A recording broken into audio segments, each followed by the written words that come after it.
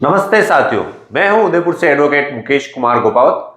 आज हम बात करेंगे चेक बाउंस वाले मामले में पुलिस कार्रवाई, यानी कि चेक बाउंस के मामले में क्या पुलिस किसी व्यक्ति को गिरफ्तार करेगी, पुलिस मुकदमा दर्ज करेगी या नहीं करेगी, दर्ज करेगी तो कब करेगी और किन धाराओं में करेगी, इसको अपन समझेंगे।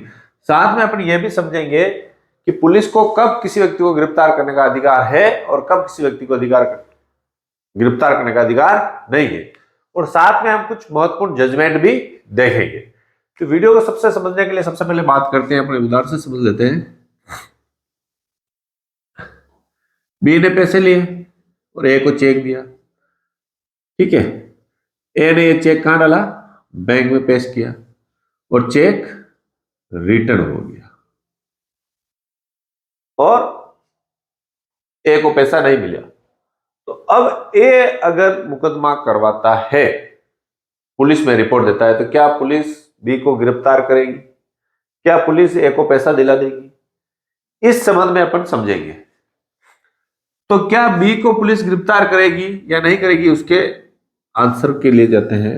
इसमें दो प्रक्रिया, एक तो यह कि हाँ, बी को गिरफ्तार पुलिस करेगी, दूसरा नहीं, पुलिस बी को गिरफ्तार नहीं कर सकती। वकील साहब क्या बात कर रहे हो, दोनों बात आप ही कर रहे हो? जी हाँ, दोनों बात मैं ही कर रहा हूं, दोनों में परिस्थितियां अलग अलग है। सबसे पहले समझते हैं पुलिस कब गिरफ्तार करेगी कब नहीं करेगी, ये बात बाद में समझते हैं।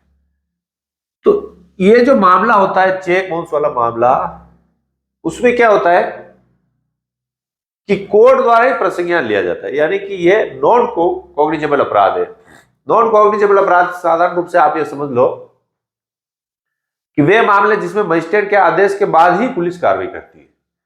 तो चेक बाउंस होने वाला मामला भी ऐसा ही मामला है। तो फिर डायरेक्ट अगर किसी व्यक्ति का चेक बाउंस हो गया और वो पुलिस के पास गया, साहब मैंने इसको पैसा दिया, इसने मुझे चेक दिया, इसका चेक बाउंस हो गया, अभी मुझे पैसा भी नहीं दे रहा है, तो उस स्थिति में पुलिस गिरफ्तार करती है या नहीं करती है, ये अपन इस वीडियो में समझ रहे हैं। तो उस स्थिति में जनरली पुलिस गिरफ्तार नहीं करती। अगर पैसे की लेन देन केवल पैसे लिए दिए और चेक दिया और चेक बाउंस हो गया, तो पुलिस गिरफ्तार सीधा नहीं करेगी, कोई कार्रवाई नहीं करेगी। इसमें 90% मामलों में, 10% मामले ऐसे भी होते हैं जिसमें पुलिस गिरफ्तार कर सकती है। तो आपको समझना है आपका मामला किस प्रकार का है।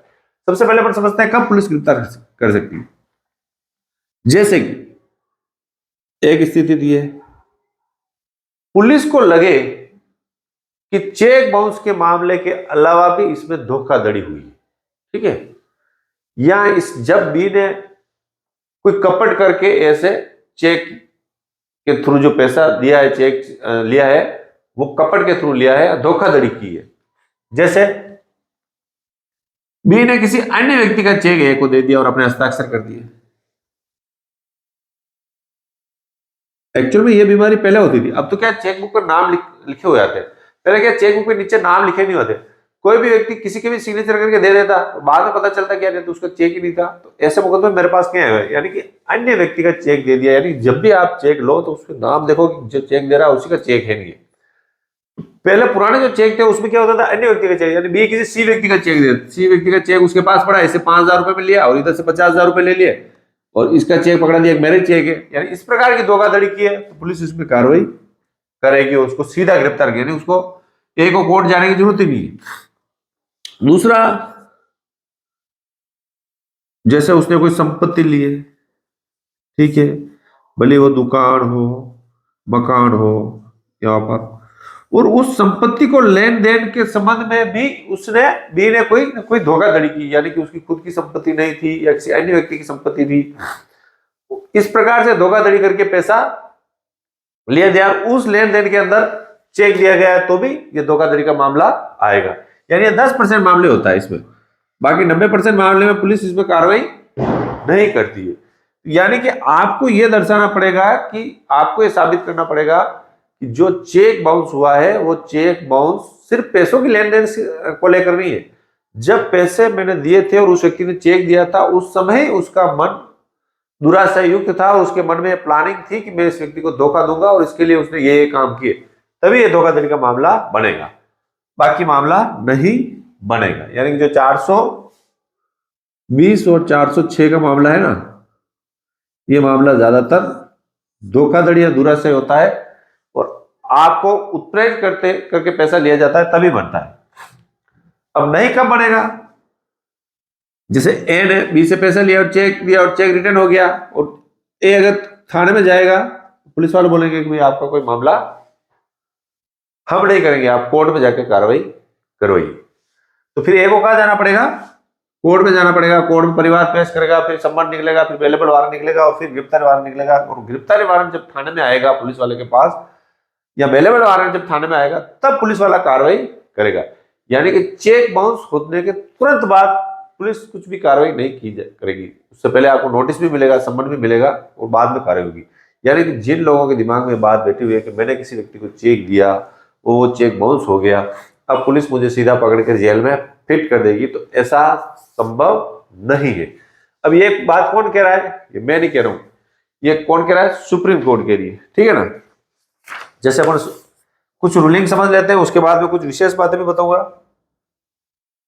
जैसे एक रूलिंग ये है AIR 1966 supreme court, page number है 7578।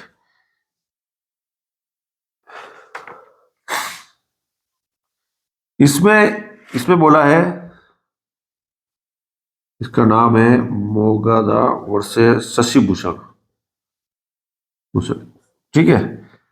इसमें क्या हुआ था कि कोर्ट ने कहा था कि 420 वाला मामला और 406 वाला मामला चेक भी लेन देन में नहीं बनता है, ठीक है। एक मामला और है, आप नोट कर लीजिए। एस सागर सूरी बनाम स्टेट ऑफ यूपी 2000 का मामला है, सेकंड वॉल्यूम में, सुप्रीम कोर्ट का, पेज नंबर 636। इसमें भी ये बोला है कि 420 और 406 का मामला नहीं बनता है। तो कब बनता है? तो पुलिस कब पकड़ेगी आपको, है ना। यानी कि आपका पैसा दिया और आपके किसी व्यक्ति ने आपको चेक दे दिया और आप अब बोल रहे हो कोर्ट भी है, बोलने की नहीं पड़ता, तो ऐसी कोई परिस्थिति होगी जब पुलिस उस व्यक्ति को पकड़ने बंद करे? तो होती। कोर्ट से आदेश मिल जाता है अगर गिरफ्तारी का, तब पुलिस पकड़ेगी। या फिर कोर्ट से FIR दर्ज होती जाती है और FIR दर्ज होने के बाद उस पर पुलिस अपनी अन्वेषण यानी अपनी जांच करती है एक तरह से समझ लो, और फिर जांच में उस व्यक्ति को दोषी पाती है तो पुलिस उस व्यक्ति को पकड़ती है। यानी बीच में कोर्ट, इसमें चेक वाले बाउंस में कोर्ट के आदेश के बिना पुलिस डायरेक्ट गिरफ्तार नहीं कर सकती। रेयर कंडीशन में करती है, जो मैंने आपको बता दी कि धोखाधड़ी हुई है, कोई दस्तावेज धोखाधड़ी हुई है, केवल लेन देन की धोखाधड़ी पुलिस वाले नहीं पकड़ सकते। अब आपको लगता है कि यार मेरे तो यह मामले में साहब ऐसा नहीं हुआ, मेरे तो मामले में क्या हुआ कि मेरा चेक बाउंस हो गया और सामने वाले ने मुकदमा करा दिया और पुलिस ने FIR दर्ज कर ली, और FIR दर्ज करने के बाद पुलिस अब मुझे पकड़ रही है, या आपके ऊपर FIR दर्ज होगी, तो आपको क्या रेमेडी? तो आपको क्या करना है, इस FIR को ही खारिज करवाने के लिए 482 में हाईकोर्ट जाना है। हाईकोर्ट आपके मामले को देखने के बाद, अगर लेन देन का ही मामला है केवल और 138 ही बनता है, 420 406 नहीं बनता है, तो आप FIR को ही खारिज कर देगी। इसका अर्थ यह हुआ कि जो परिवादी है, क्या उसको पैसा नहीं मिलेगा? जरूर मिलेगा। उसको, परिवादी को क्या करना चाहिए? सीधी रिपोर्ट दर्ज होते ही थाने में नहीं जाना है, उसको क्या करना? कोर्ट जाना है और कोर्ट से परिवाद करवाना है, फिर थाने वाले रिपोर्ट करें। एक परिस्थिति ऐसी और है जिसमें पुलिस कार्रवाई बी को विरुद्ध कार्रवाई कर सकती है। यानी कि अगर ए की जान को खतरा है, चेक बाउंस होने के बाद ए ने बोला कि भाई यार तू मेरे पैसे दे दे, बी ने धमकी दी कि नहीं दूंगा, मेरा चेक दे दे, वो लड़ झगड़ा कर रहा है और चेक वापस लेना चाहता है और पैसा भी नहीं देना चाहता है, जान को खतरा है, ठीक है, या चेक लेने के लिए वापस कोई धमकी दे रहा है, तो पुलिस कार्रवाई करेगी। और इसमें ज्यादातर कार्रवाई क्या होती है? पाबंद वाली, बी को पाबंद कर देगी, भाई तू ऐसे लड़ने झगड़ा मत करो। ए को बोलने की तेरे कोर्ट में जाकर मुकदमा करिए, कानूनी कार्रवाई। यानी कि बी चेक बाउंस होने के बाद भी धमका रहा है कि मेरा चेक दे दे, मैं तो पैसे भी नहीं दूंगा, और तेने अगर मेरा चेक नहीं दिया तो मैं ये कर दूंगा वो कर दूंगा, इस प्रकार की धमकी दे रहा है, तो इस प्रकार की धमकी नहीं चलेगी। फिर ये तो हो गया, देखो मैंने अभी जो बात की। अब मान लो बी मुकदमा कराना चाहता है, इसके चेक का उसने गलत उपयोग कर दिया, यानी कि उसने ज्यादा पैसा भर दिया, तो बी का मुकदमा, बी अगर ए के विरुद्ध थाने में मुकदमा कराए तो कब चलेगा? जब वो चेक के अलावा उसके पास कोई लिखा पढ़ी हो, जिससे साबित होता हो कि चेक जो दिया गया वो कम राशि का था या चेक खाली था जिसमें उसने बाद में ज्यादा राशि भर दिया। नहीं, उसके पास, बी के पास कोई डॉक्यूमेंट नहीं, मौखिक कहना कि साहब इतना ही मांगता था, इतने ज्यादा भर दिया, तो पुलिस उसमें सीधी कार्रवाई नहीं करेगी। या जो बी है, इसका पहले इसने कोई रिपोर्ट दे रखी है चेक गुम होने की, और बाद में जो चेक गुम हुआ वो किसी व्यक्ति को मिल गया और उसने बैंक में प्रस्तुत कर दिया, तब ये रिपोर्ट देगा कि जब मैंने पहले जो रिपोर्ट दी रखी थी चेक गुम होने की, अब वो चेक बाउंस हो चुका है और इस व्यक्ति ने मेरे को नोटिस भी दिया है, इसको गिरफ्तार कीजिए। तो पुलिस जांच करके इसको, ए को भी उल्टा गिरफ्तार कर सकती है। किसको? जिसका बाउंस हुआ, अगर उसको चेक का उसने दुरुपयोग किया है या उसको चेक कहीं मिल गया है, उसने कोई चेक चोरी कर लिया है, इस प्रकार की रिपोर्ट अगर पहले बी ने दे रखी है, डायरेक्ट बी की रिपोर्ट देने के मेरा चेक चोरी हो गया, मेरा चेक गुम गया, तो ऐसा ऐसा नहीं होगा, ऐसा हर लोग करने लग जाएगा, हर व्यक्ति करने लग जाएगा। उसमें पुलिस अपने स्तर पर तथ्यों का पता लगाएगी कि वास्तविकता है, यानी कि वास्तविकता में अगर बी सही है, उसका चेक वास्तव में गुमा है या वास्तव में उसका चेक कहीं खो गया है या वास्तव में किसी व्यक्ति ने चोरी कर लिया है, तो ए को भी गिरफ्तार पुलिस कर सकती है और बी को उसका चेक वापस दिला सकती है। पुलिस को ये पावर है, क्योंकि पुलिस की पावर के बारे में इस वीडियो में जान रहे हैं। साथ में ही अगर मान लो बी है, इस बी को ये ए का जो चेक पड़ा है ये धमकी देता है कि मेरे पास तेरा खाली चेक पड़ा है, मैं ज्यादा पैसे भर के डाल दूंगा, तू मुझे इतने पैसे दे दे, तो भी बी इसके विरुद्ध मुकदमा दर्ज करता है। कब? जब इसने कोर्ट में चेक पेश नहीं किया और उसके पास खाली चेक पड़ा है या खाली चेक 2 या 3 पड़े, तो पुलिस इसके विरुद्ध भी ज्यादा पैसे लेने के 384 में आईपीसी में मुकदमा दर्ज करके ए को भी गिरफ्तार कर सकती है और जो चेक है उससे वो भी वापस बरामद कर सकती है। तो ये बात स्पष्ट हो गई कि चेक वाले मामले में जहां धोखाधड़ी का मामला हो, चाहे वो धोखाधड़ी परिवादी ने की हो या अभियुक्त ने की हो, पुलिस अपने इन्वेस्टिगेशन में जांच करने के बाद ये पाती है कि वास्तव में धोखा हुआ है, तो उस व्यक्ति को गिरफ्तार कर सकती है, चाहे वो परिवादी हो चाहे वो अभियुक्त हो। मगर इसके लिए आपको कुछ तथ्यों की साबित करना जरूरी है।